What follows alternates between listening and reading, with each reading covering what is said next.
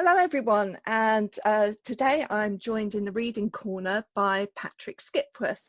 Patrick is the managing editor of What on Earth Publishing, a publisher that's dedicated to producing high quality non-fiction for children. Patrick joined the company as a researcher writer in 2014 and now has the overview of the development of the core list. He studied classics and classical languages at UCL and then a master's at Leiden University in the Netherlands, where his thesis, I understand, and I'm quoting here, was an analysis of a poorly understood character in a Near Eastern script. Today we're going to be talking to Patrick about his latest book, Literally, Amazing Words and Where They Come From. It's published by What on Earth Books and illustrated by Nicola Stevenson. So good morning, Patrick, and thank you for joining us today. Morning, it's great to be here. I wanted to start, before we go into talking about the books, I just have to ask you about that fascinating MA. Would you call yourself a cryptolinguist? Is that the word? Well, perhaps. It was a fascinating thesis. It was, I got very stuck into a very small subject.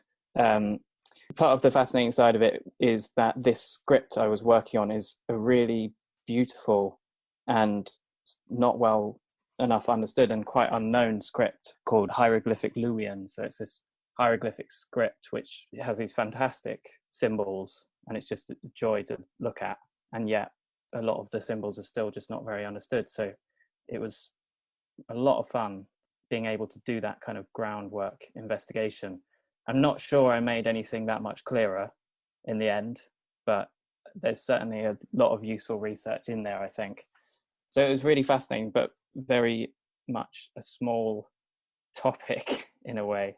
I guess it's the process and the endeavour that's as interesting perhaps as coming to any firm conclusion at the end. So in a way, you're a little bit like the people who cracked the Rosetta Stone, but doing it for this other unknown script. Yeah, that would be fantastic if that were. Anyway, we're going to talk today about Literally, and it is an amazing book because it's only got 12 words, and it looks at the history of language.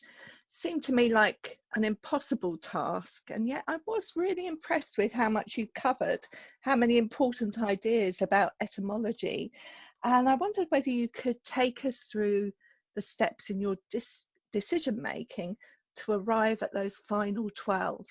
Sure. So I think one of the things that was always on my mind from the start was that you're not going to be able to give a real full picture of, well, even an overview picture of the history of a single language in such a short book, in a picture book. But what you can do is you can tell a bunch of different stories which cover lots of the really interesting sides of language and etymology in particular, which are also visible in any language. But of course, this book was taking English as its starting point and showing how that connects across the globe.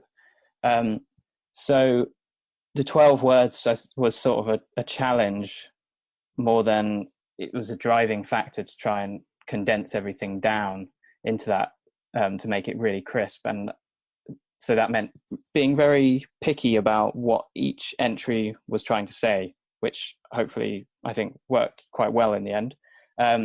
But certainly from the start, I had hundreds of entries that I wanted to talk about. And then it was a case of pulling out from each of those what the story behind it was. So is that one an onomatopoeia, or is it a word that tells us something about science? Or I had a lot of Arabic words relating to science, for example, which I had to pick out my sort of favorite, which in the end I went with 0 because it also has this interesting connection to Indian mathematics that goes back further. But taking those lists and then breaking them down into the different stories, and then from that point of view, once you've got rid of 3/4 of them, starting to look at how the illustration would work, and also to really dig into the research behind them, the accuracy of each entry, because linguistics is such a lively field, even quite an established kind of etymology or theory, there's quite a few people who will disagree with it. And I didn't want anything in this book, given there's only so much space to talk about it. I knew I wouldn't really have the space to engage with major disagreements. So everything had to be quite solid and agreed. And that cut out quite a few entries which are a lot of fun, but there's quite reasonable disagreement with their etymologies. And so eventually I ended up with 12 from that. Well, I certainly wouldn't have known where to start, so that's impressive to begin with. But I wonder if you could tell us about 3 words maybe that were on the shortlist but didn't make it to the final selection, and what got them so far but then finally rejected.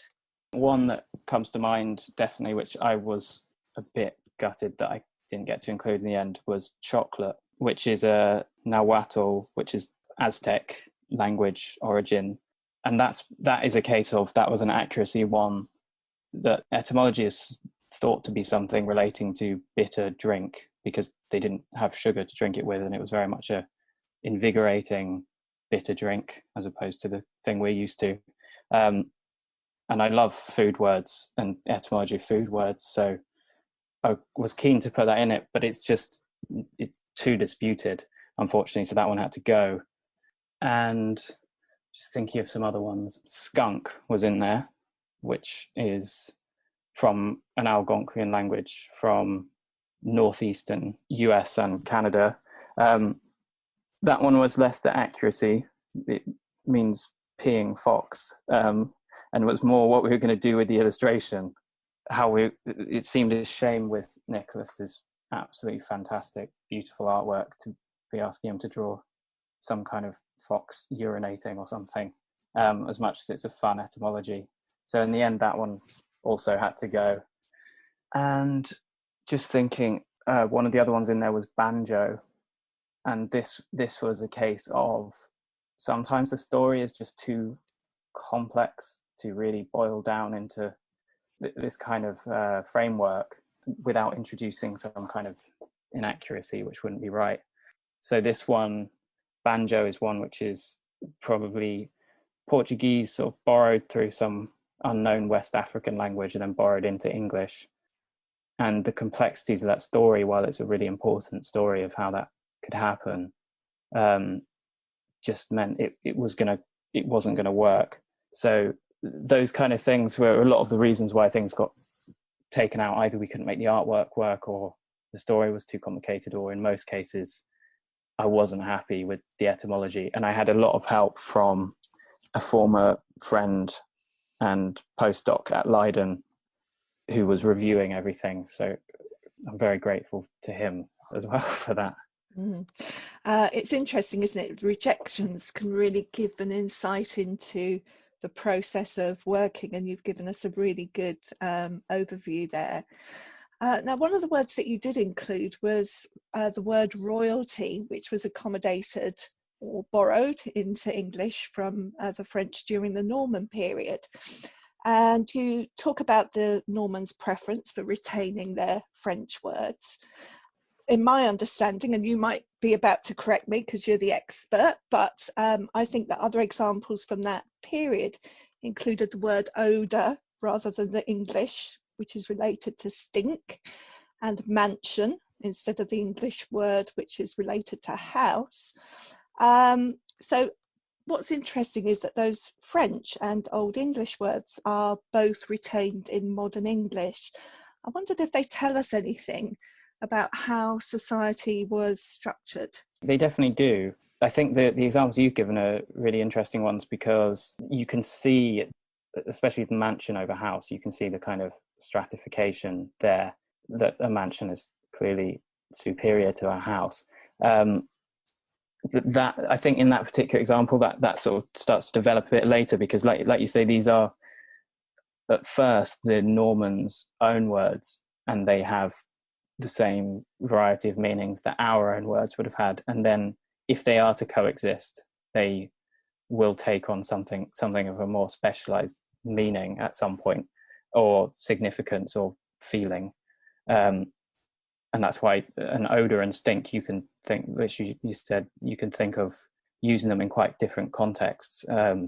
But there's definitely an element of some of the vocabulary we do get from the Normans as well really shows the kind of spheres that they operated in, which other people didn't.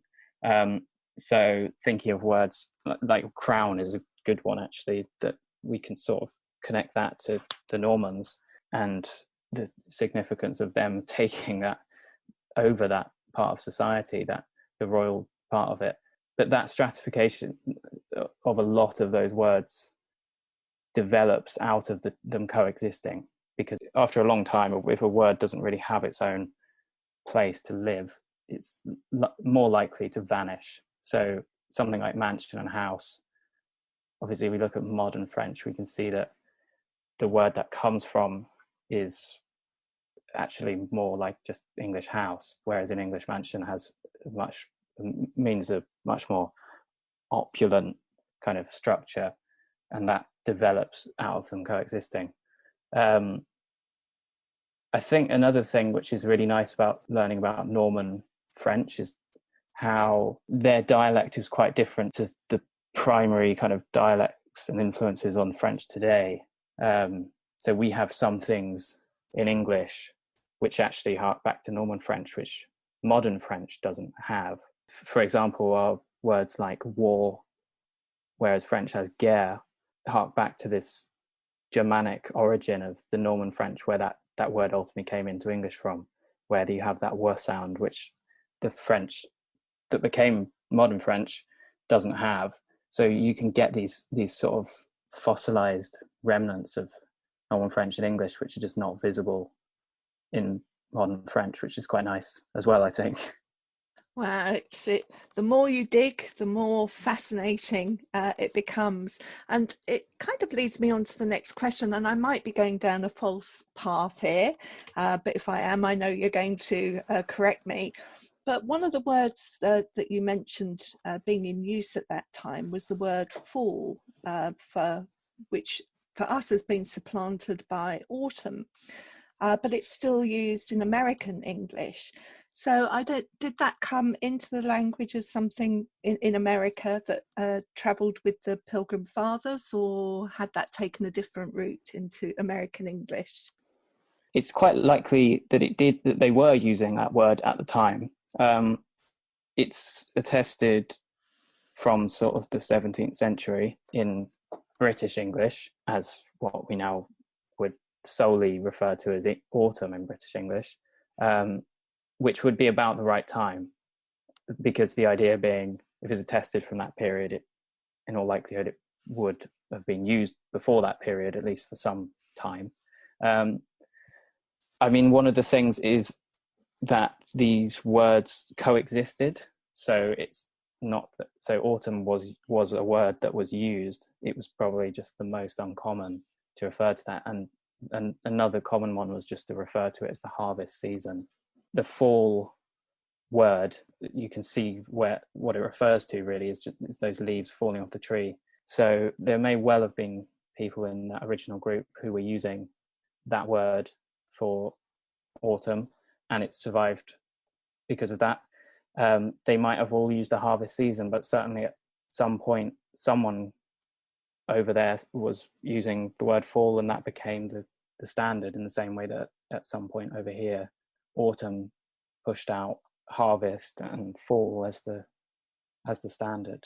But American English is more conservative in actually a lot more places than people sometimes think, especially how R's are pronounced a lot more in American English dialects than British English dialects. And that means that when we think of those times, we may well be thinking of people who actually sounded a lot more like Americans today than British people today, if you see what I mean, which is quite an unusual thought when considering kind of period dramas and everything.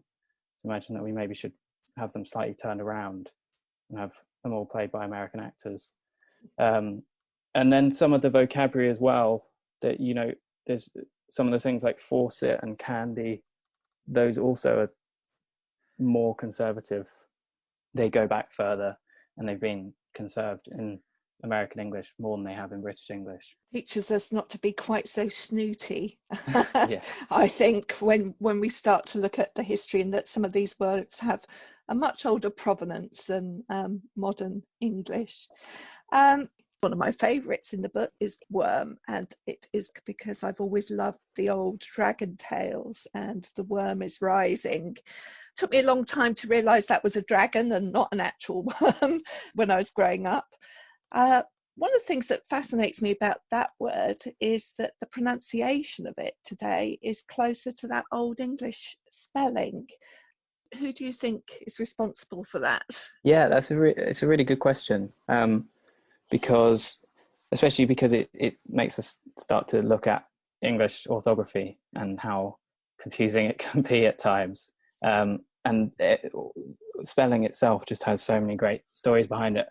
This type of spelling, where you're totally right, where you'd expect it spelled with a U, probably, as it was in Old English, if you look far enough back, and that'd be much easier to understand. It's not the only word like that. There are a few others, like tongue, and perhaps most tellingly, monk as well, which is quite easy to see the similarity. And that spelling convention comes from a habit of writing these as O's before N's and M's, in old manuscripts, where you have those very compacted kind of letters in medieval manuscripts. Putting the U next to an N or an M, they joined up, and then the idea was that it made it very hard to read. Were you looking at an R with an M, or if you were looking at a U with an N, was it actually an M? And so the monks eventually just decided to just write it as an O, and it stuck, which is really frustrating because we've never managed to get rid of it. But that is part of the reason behind that. And then everything becomes immortalized with printing and this kind of everything like that later on. I'm guessing that the word wolf would be a similar case in point, even though that kind of is followed by an L. It's the same idea, isn't it? Yeah, it may well be. Yeah. Yeah. So out of your 12 words, 4 of them are animals. That's a quarter of the book. You've got worm and kookaburra, caribou and jaguar. And as I was looking, those words tend to have come from indigenous languages. Are animals more likely to retain the names given to them in indigenous languages than other words? There's definitely an element of that. I think part of the reason for choosing lots of animals as well is because animals are exciting, and from all over the world, there is a lot of diversity there in terms of their global origins. But that does connect to, yes, we are more likely to find animal words perhaps than other ones that have origins in indigenous languages, because we don't have words for them already in a lot of cases. So we're either tasked with making one up, and this goes for plants and food in general as well, or we take them from whichever language we come into contact with there. So in those cases of, for example, caribou and jaguar, those have been picked up from a local language because we'd never come into contact with those animals before, so we don't have a word for them. Whereas if we travel over there and we find a glacier or something, well, we've seen those, we've got a word for them. Or we find a big ocean, we've seen those, we've got a word for them. But we haven't ever seen a caribou or a jaguar. So yeah, either we come up with a new word ourselves, and one that always comes to mind is pineapple for some reason, or we take it from a local language. So that is a lot of what's behind those animals being a great place to look for etymology.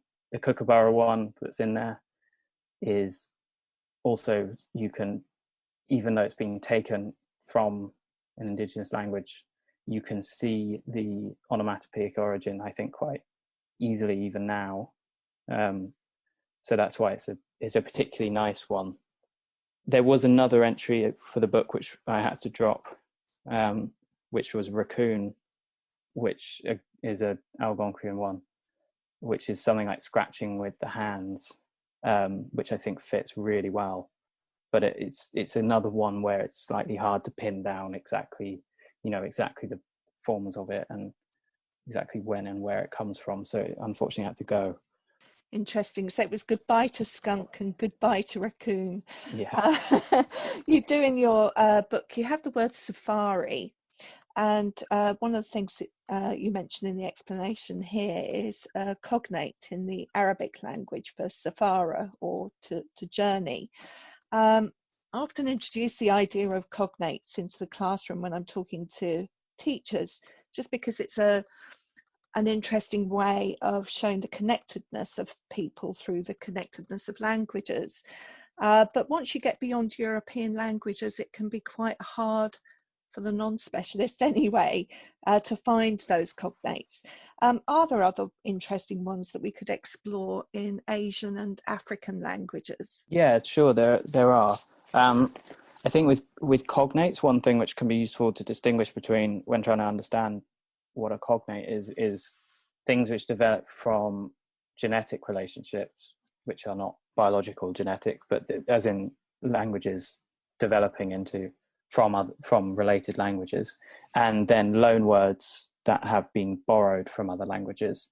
The second category, across Europe, a lot of those cognates are because there's a common origin for those languages rather than them being borrowed between them. That's why they have very similar things.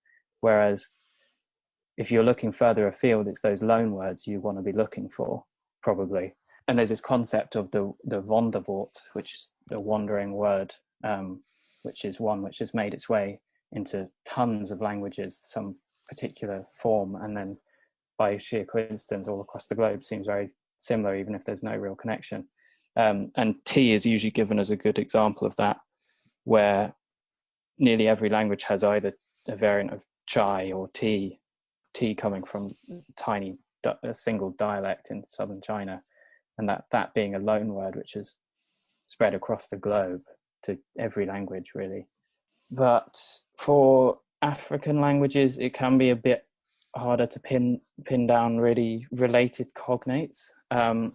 It can be harder to pin down exactly which particular language something comes from, even if you're quite sure of it having an origin in an African language.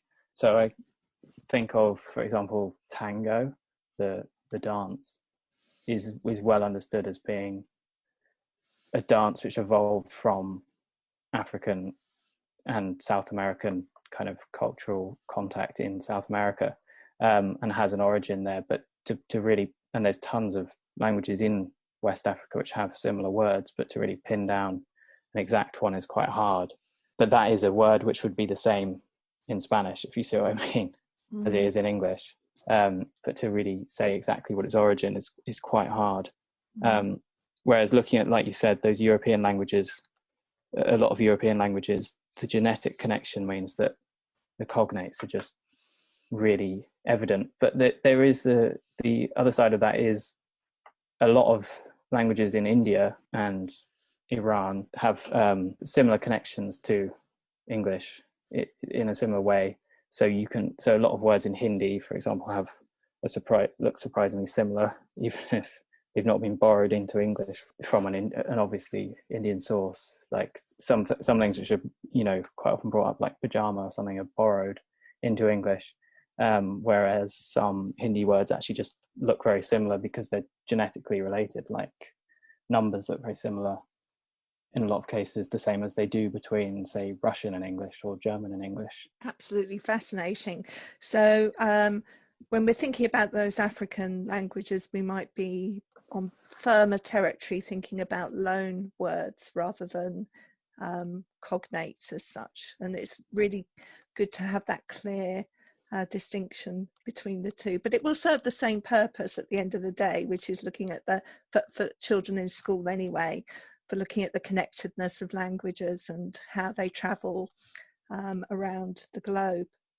I had one question because I think it might just be a kind of myth, but there are people often cite the idea of the Inuit uses of many different words for snow. And I think there are competing arguments as to whether the number of words that you have for something like snow influences the way that you actually see the world. Is that true? There are still some people who hold up that theory. It's not really very widely held anymore. So that's the language relativity. So just to explain maybe perhaps a bit more about what the idea there is that it's about this connection between what we think and how we speak, and that connection is a way of saying really that connection is much deeper than we appreciate. So what we think about the world is entirely connected in a cyclical fashion to how we communicate about it, and they influence each other. So for example, that would mean something like, well, one which is quite often given as well is that languages have different ways of talking about color, and that if you don't have a word for a particular color, that hypothesis would mean that you actually don't experience it in the same way as someone else. There's more support for a kind of weaker one, and for ones which focus more on, say, grammatical ideas, like if you don't have an easy way to make possessives in a language, that you might have, as a culture, less of a kind of idea of personal possession, for example. But those kind of things have never really been proven very effectively in psychological tests, which would be the place to show them. And they also, as a theory, it's sort of development in, there's a connection to earlier theories of linguistic kind of exceptionalism. So English speaking people or French speaking people or whatever in different parts of the world sort of seeing their language as a civilizing influence. So there is where some of the roots of these theories are is in people saying, well, we see how to make the world more civilized and our language kind of reflects that. And then terrible things obviously come out of that philosophy. So it's been mostly abandoned, that kind of idea, and more prominent really is as a driving factor in linguistics is to look for the underlying factors beneath every language, which is what's called universal grammar. This is more the big theory that the underlying functions of every language is actually shared between all of them, and that human beings have a shared way of speaking, really, when you break it down into very minimalist parts. So that's current approach, that current interest, which I say is current, but actually goes back a few decades, is more interested in finding those fundamental aspects, I would say, than trying to connect someone's language to their understanding of the world, because I think you would be concerned that actually what you're doing was trying to find connections between their language and how you think of them in the world. The Inuit one was originally devised sort of in comparison to English as a language with many words for water, and I think that says as much about the person who devised it, who was an English speaker, what their opinion of British kind of culture was, as opposed to what their opinion of Inuit culture was, perhaps. And that's one of the problems you've got to try and avoid if you want to prove a theory like that. Yeah, it's a really good point. So talking about universal grammar, we're really going back to the ideas there of Chomsky.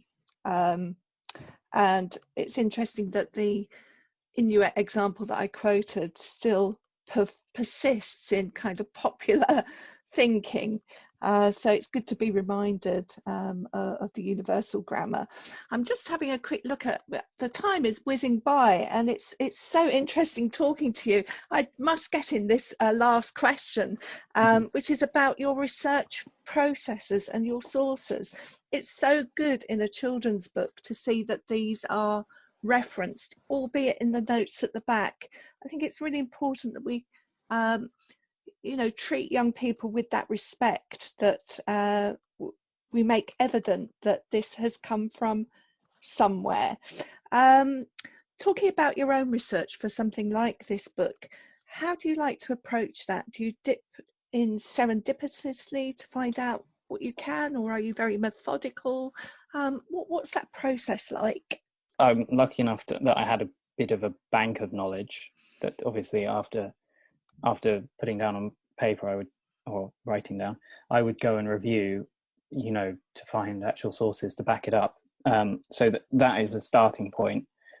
There were books involved and articles involved and online research, and I think after a while you have a sort of feel for what's reliable and what's not, and what's reliable in the sense of, okay, that may well be true, but I need to go and find an article to back it up.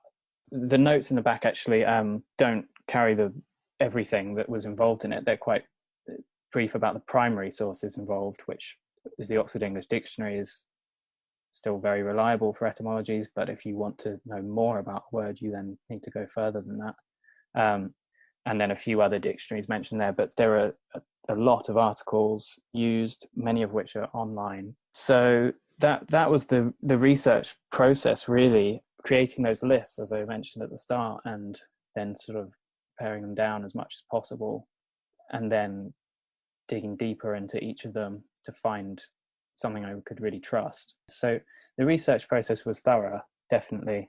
And I think it's important that children's books are thoroughly researched. So that's why it's important to me to at least mention some of the sources in the back. Fantastic. So I can't believe we've spent the last half an hour or so talking about a book that has just 12 words at its core. And I think talking to you, it's really evident how much thought has gone into producing the book. I've learnt so much today talking to you, Patrick. It's been an absolute delight. So thank you so much for joining us in the Reading Corner. It's been a pleasure. Thank you.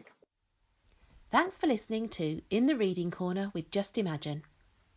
If you have enjoyed this podcast, you can find many more on the podcast section of our website, justimagine.co.uk, plus via iTunes or SoundCloud or your usual podcast provider.